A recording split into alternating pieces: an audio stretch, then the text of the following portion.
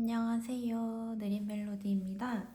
오늘은 저번에 약속드렸던 것처럼 돗바늘 마무리하는 법에 대한 영상을 찍어보려고 해요. 한 코 고무뜨기하고 두 코 고무뜨기를 준비를 해봤고요.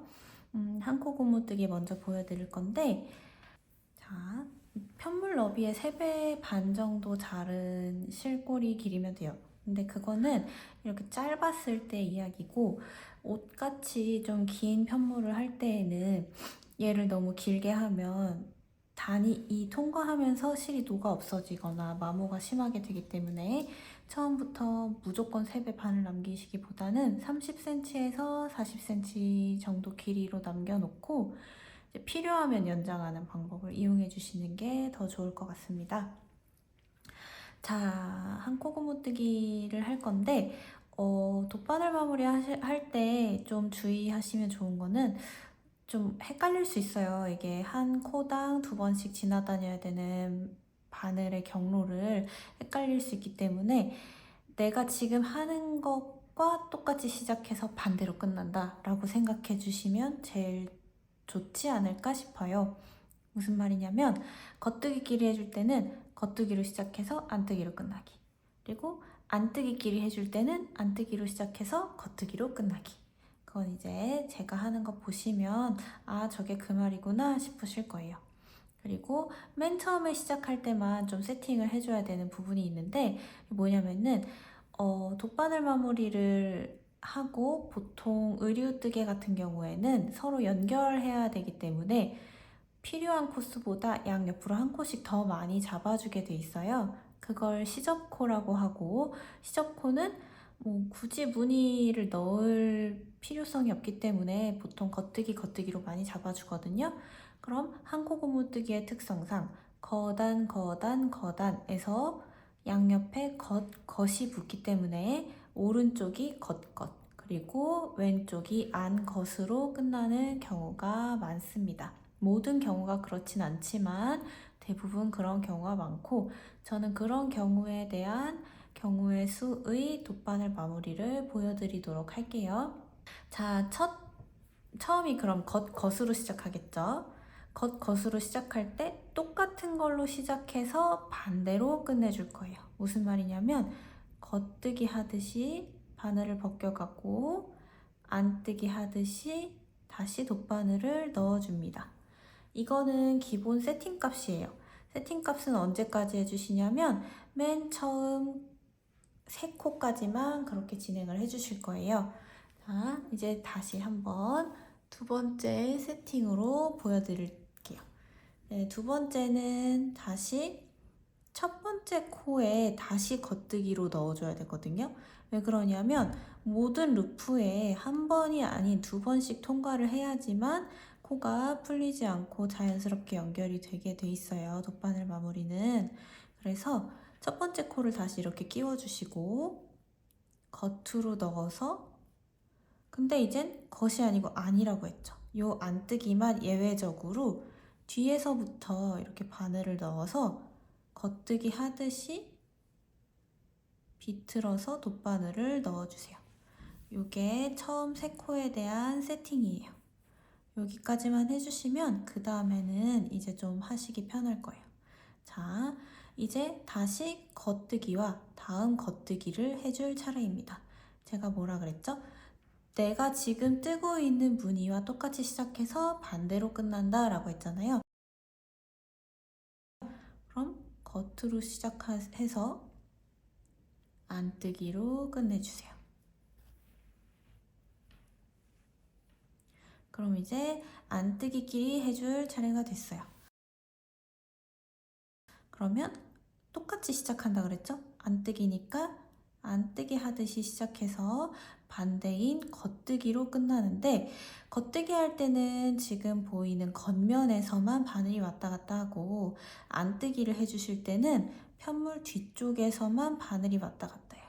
그렇기 때문에 두 번째 안뜨기를 겉뜨기 하듯이 빼주실 때는 바늘이 뒤에서 들어와서 겉뜨기 하듯이 넣어주시는 거예요. 자, 아직 좀 알듯 말듯 하죠? 몇 번만 더 해보면 익숙해지실 거예요. 자, 그럼 이제 다시 겉뜨기 할 차례가 됐죠. 바늘 아직 벗기지 말고 겉뜨기 할 차례가 됐으면 뭐라고요? 똑같은 걸로 시작해서 다른 걸로 끝난다. 겉뜨기니까 겉으로 시작해서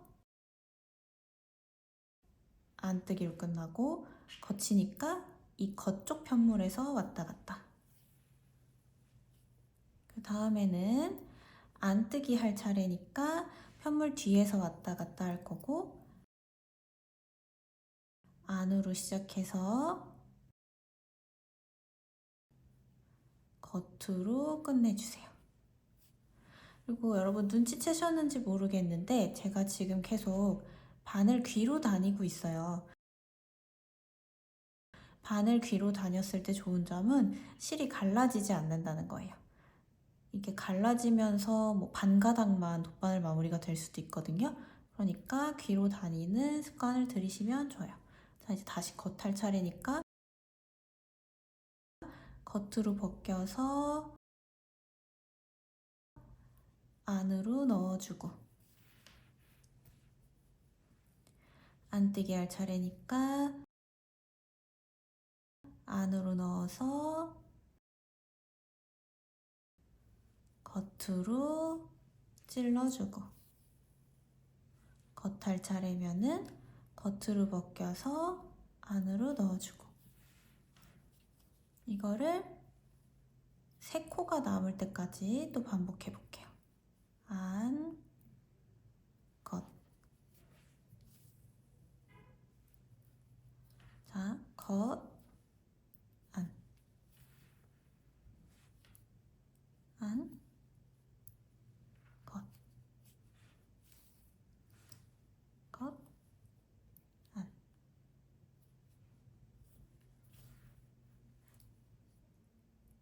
안, 겉.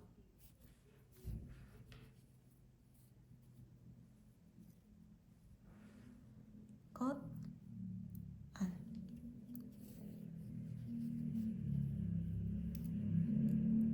안, 겉. 자, 3코가 남았죠. 그러면은 이제 겉, 안, 겉이 남았어요. 겉것은 그동안 하던 대로 겉, 안으로 해주시면 되는데, 우리가 안은 안으로 시작해서 분명히 다음 안이 있어서 겉으로 넣어줘야 되는데 다음 안이 없잖아요. 그러니까 얘는 겉의 2번째 겉처럼 그냥 안뜨기 방향으로 빼주세요. 그러면 돗바늘 마무리가 어느새 완성이 됐어요. 근데 좀 모양이 찌글찌글하죠. 우리가 오른쪽으로 벗기고 왼쪽으로 벗기면서 코가 쏠려서 그래요.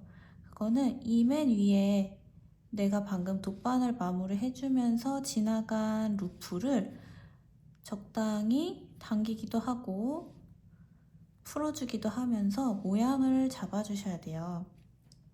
이때 항상 저희 수강생분들이 도대체 적당히가 뭔가요? 그 한국 요리에 자주 등장하는 적당히 간을 하라는 그런 느낌. 그게 여기서도 적용이 되는데, 제가 그때 설명드리는 적당히는 이 밑에 있는 코와 이 위에 있는 루프가 연장되는 느낌으로 어떤 게 특별히 굵거나 가늘지 않은 정도라고 말씀을 드려요. 그러니까 이 실의 굵기, 이 실이 원래 가지고 있는 이 텐션에서 더 가늘어지거나 이렇게까지 굵어지거나 하지 않는 정도로 위에를 마무리 해주셔야 얘가 사실 신축성이 좋으려고 하는 거잖아요. 이 돗바늘 마무리가. 물론 보기에 예쁜 것도 있는데 1차적인 목적은 신축성이란 말이에요. 얘를 어퍼컷 마무리 했을 때보다 당연히 더 탄력이 있어야 되는 게 돗바늘 마무리인데, 얘를 너무 작게 쪼여버리면 안 하니만 못해요. 그리고 또 너무 느슨하면 막 레이스 나풀거리는 것처럼 우글거린단 말이에요. 그러니까 그런 부분 염두하셔서 내가 밑에서 올라가는 편물의 너비보다 더 넓어지지 않도록. 지금 저는 이 편물의 길이도 짧고 아래가 일반 마코를 잡고 시작했기 때문에 살짝 아래가 항아리처럼 좁아지고 있는데 이 고무뜨기 텐션 자체만 놓고 보면 이렇단 말이에요. 그래서 아래에서 위로 곧장 올라갈 수 있는 편물의 너비가 되도록 해주시는 게 적당히의 포인트입니다. 그래서 한 코 고무뜨기는 이렇게 마무리를 해볼 거고요. 자, 두 코 고무뜨기도 곧 보여드릴게요.